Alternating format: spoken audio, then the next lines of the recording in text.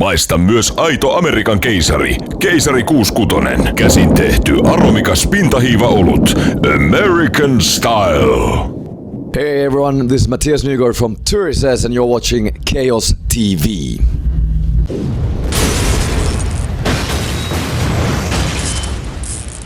Hello everybody, Chaos TV's today once again here at Numirok, and we have a guest Mathias from the band Turisas here. So first off, hello and welcome to Chaos TV. Hello, thank you. So how has the summer generally gone for the band so far? Well, we just got started on festivals. We played Sweden Rock a couple of weeks back, which was pretty cool, and just came from Hellfest in France overnight. So now we're here at Numirok in Finland, and a lot of travel and not much sleep.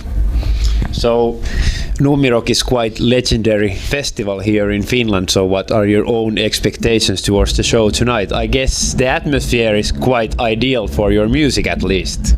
Yeah, I think everybody kind of started looking forward to playing here already last night after we did the show in Hellfest, because we had a very tight travel schedule to get here and we couldn't really party or anything, and we knew that coming here we could just go on stage and have a good time and play really relaxed. Yesterday we had like Arto TV filming for French and German TV as well, the show, and it was kind of stressful in that sense, and now it's kind of more of a homecoming show in a way that we played here. This is probably the fourth time or something we play at Numirok, and it's always a good party and the crowd loves to have a good time. So yeah, it's going to be very relaxed and kind of good fun for us as well.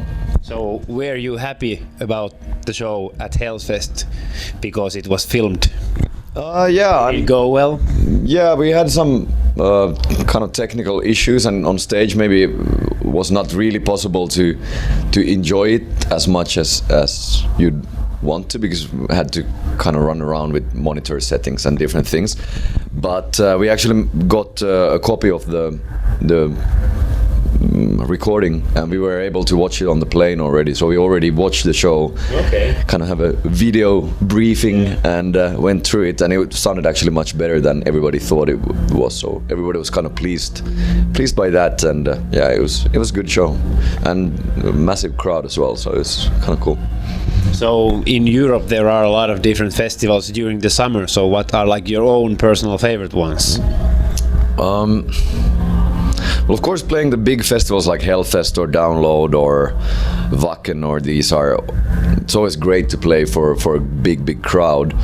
But as a visitor, sometimes if the festival gets too big, it's a bit too much to walk around between all the stages, and everything gets a bit complicated. So in a way, if I go to a festival, I kind of like the smaller ones, the more intimate ones, like Numirok, for instance, even though I'm not that much into camping. So city festivals, that's probably my thing. Like Tuska Festival in Helsinki is kind of intimate enough, and it's just down the road from where I live, so it's easy to get to as well.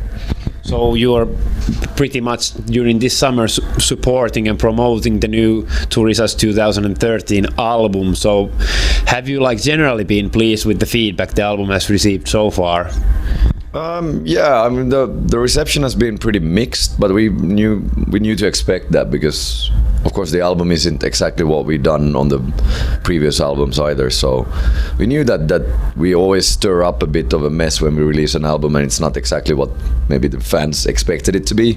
I guess fans expected even more massive album for that, and this is a more stripped down. So. Yeah, but usually it takes some time, and it was the same thing when Stand Up and Fight came out. I think that people were a bit surprised how, there was kind of musical type of influences on it, and 80s influence and that kind of soft rock things on there that took some time for fans to chew. But I think once they get over it, they kind of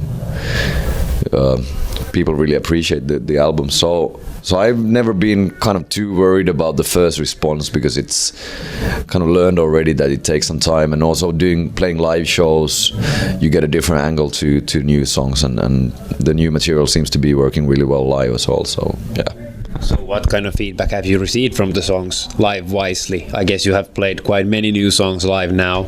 Yeah, I mean, we're playing We did a lot of headline tours when the album came out, and we played like 4 or 5 songs of the new album. And they're so varied. I mean, some of them are more progressive, and some of them are more soft, and some of them are heavier than anything we've done.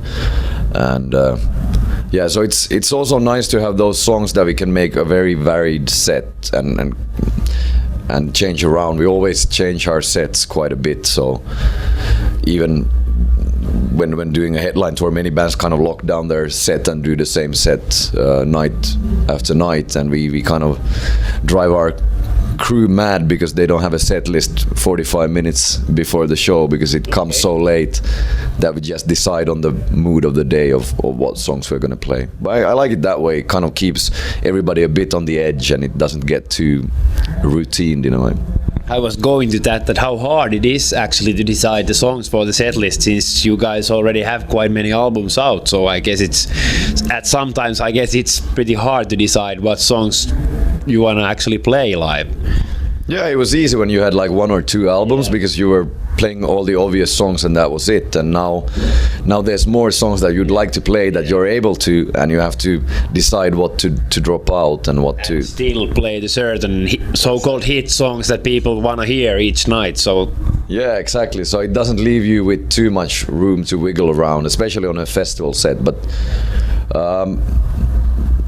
yeah, it goes kind of depends a bit on the mood. I think now for festivals we are playing the obvious ones, but also throwing in some of the new and trying to avoid also becoming a band that at this point in our career is just playing some kind of greatest hits collection kind of show, because it's nice to come up with some surprises as well.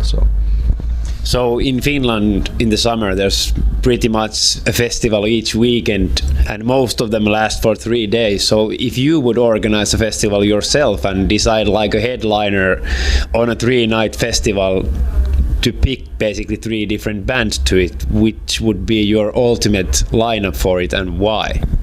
Oh wow, that's a pretty hard question. I would probably come up with some really weird, eclectic festival that has a mix of all types of music. I kind of like, actually, Finland has festivals that can put on an extreme metal band and can have like a rap artist and pop, like Province Rock or Ruis Rock or all these have kind of very mixed lineup, and I think that's really cool that it's everything. And but what I would include, I don't know, we traveled a lot to get here and a lot of hours on the plane, and that's kind of my time when I get to listen to music, because normally when I'm home or doing something else I don't really have time or any energy to listen to anything. But when you're on a plane and in a van and going from one place to another, it's a good chance to catch up with that. And I listen to a lot of Alamaailman Vasarat, actually, some of the new albums, and really like that. But I love the band since like 10 years ago, so yeah. That would be one. That would be one. One headliner. Yeah. Pretty strange headliner, but let's go with it. Yeah, it's not, I think from a commercial point of view, you know. The festival would get bankrupt after the first year, so. Exactly. But this was not a lineup for the business. So Alamaailman Vasarat maybe, and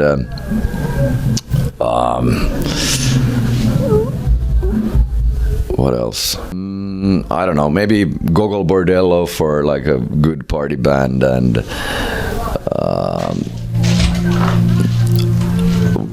we had Iron Maiden headlining, was at Hellfest last night when we played, and didn't have time to go and see them, so could bring them in as well too. Maybe then the festival would kind of manage as well. Yeah, they would draw the crowd there, I guess. For the crowd we pick Iron Maiden, yeah. So what's in the scope next and for the future for you guys? Well, it's kind of exciting because right now we have on purpose left our calendar pretty empty for the rest of the year. We did 2 European tours, we did 1 US tour this year, and straight into festivals. So we've been busy since the album came out last August, and now it's kind of the time to take some time off in a way, because when it's too busy, there's, at least my brain works the way that there's no space for being creative, and you have to have that kind of slow going phase where there's not so much happening to start getting ideas and start developing things. So I think we kind of need that, and right now we don't really have any pressure to release an album fast or anything like this. So I think right now we're going to take all the time in the world to develop an idea for an album, write the songs for an album that's just going to be great, and it's cool because we don't really have to stress. I mean, if it's going to take 1 or 2 or 3 years until the album, it doesn't really matter for us, because now it feels that we've done this for more than a decade now and released 4 albums, and we toured the world, and we kind of done all that. So it feels that now maybe whatever we do next, we want to kind of really put a lot of like full focus on that album and not feel that we are rushed to do anything. So let's see. So thank you very much for the time, and good luck for tonight's show as well as for the summer. Anything you want to say as a closer to the Turisas fans watching the interview? You can hold the mic, and that is the main camera over there. All right. Hey, thanks for watching, and if you don't see it at festivals, hope to see it at some shows soon. And if you haven't, check out Turisas2013, and yeah, see you soon. Cheers.